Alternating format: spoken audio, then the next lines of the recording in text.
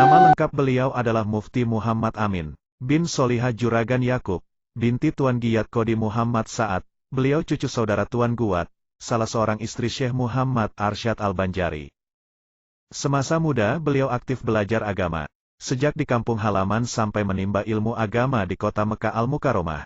Karena itu beliau merupakan ulama yang sangat dihormati dan disegani oleh masyarakat. Tidak saja dibutuhkan di masyarakat, melainkan juga oleh pemerintahan Kesultanan Banjar di masanya. Beliau diangkat sebagai mufti tua di daerah Kuin pada tahun 1876 atau 1294 Hijriah. Kemudian beliau menjadi mufti Banjarmasin sejak tahun 1880 sampai 1896 Masehi.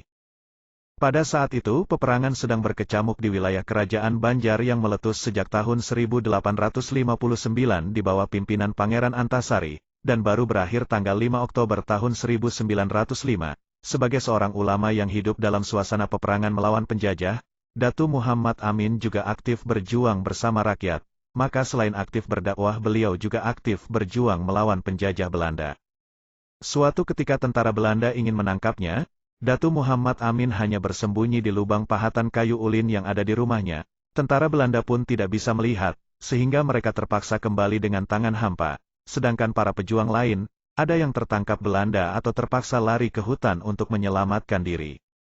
Karomah ini masyhur berdasar cerita yang sambung menyambung dari tokoh masyarakat di Banu Anyar. Jika Datu Amin bisa mengubah diri menjadi kecil dan bersembunyi di lubang pahatan di rumahnya di Sungai Parit yang kini bernama Pasar Lama. Datu Muhammad Amin merupakan sosok ulama dan sekaligus guru agama yang ikhlas berdakwah maupun mengajarkan agama kepada masyarakat. Beliau sama sekali tidak pernah memungut bayaran atau imbalan jasa kepada murid-murid yang mau belajar agama.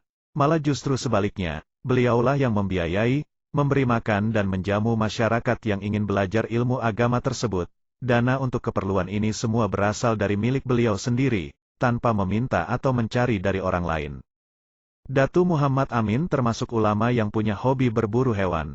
Beliau menyediakan waktu secara khusus untuk keperluan ini, sehingga tidak mengganggu jadwal beliau dalam memberikan pelajaran agama atau berdakwah. Secara rutin beliau berburu di beberapa hutan di pinggiran kota Banjarmasin dan sekitar wilayah Kalimantan Selatan lainnya, yang saat itu masih banyak terdapat hewan buruan seperti rusa atau menjangan, kancil dan sebagainya. Murid-murid beliau sudah terbiasa dan sering pula menyaksikannya.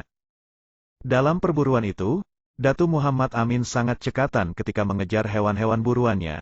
Beliau dengan mudah melompat dari satu jurang ke jurang lain sehingga beliau dengan mudah berpindah dari satu tempat ke tempat yang lain. Hasil hewan buruan tersebut tidak semata-mata untuk beliau dan keluarganya saja, akan tetapi setelah disembelih dan dimasak bersama, lalu dibagi-bagikan sebagai lauk pauk, untuk dinikmati masyarakat dan murid-muridnya. Berkat keikhlasan beliau dalam mengajar dan mengabdi di masyarakat, maka banyaklah anak cucu keturunan dan murid-murid beliau yang menjadi ulama, baik di kampung Benua Anyar maupun di daerah-daerah lainnya. Oleh keluarganya, Datu Muhammad Amin menjadi figur kebanggaan yang sukar dicari persamaannya di masa kini, baik dalam berdakwah atau melaksanakan fungsi sebagai seorang ulama, maupun sebagai tokoh masyarakat yang ikhlas dalam mengabdi menjalankan syiar agama Islam.